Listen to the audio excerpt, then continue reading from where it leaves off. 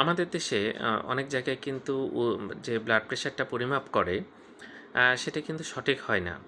আমরা প্রায় দেখি যে দোকান থেকে মেপে আসেন কিন্তু এসে বলেন যে আমার প্রেশার অনেক বেশি। আমরা মেপে দেখি নরমাল এবং অনেক সময় বলে যে আমার প্রেশার কম। কিন্তু আমরা মেপে দেখি প্রেশার বেশি। এই ঘটনাটা প্রায় দেখা যায়। যাই হোক, যিনি মাপতে পারেন তারই এটা মাপা উচিত। অন্য কারো এটা পরিমাপ করাটা উচিত না। অনেকে খুব সহজভাবে নেন, কিন্তু অনেক ঝামেলা শুরু হয়। অনেকে ওষুধ শুরু করে দেন, অনেকে আবার ওষুধ খান না। এরকম ঘটনা দেখতে পাওয়া যায়। যাই হোক, একজন রেজিস্টার্ড ডাক্তারের কাছে প্রেশার কেন মাপা উচিত সেটা বলি। কারণ যদি আপনি ভুলভাবে প্রেশার মাপেন, ৫, ১০, ১৫, ২০ পর্যন্ত কম বেশি হতে পারে।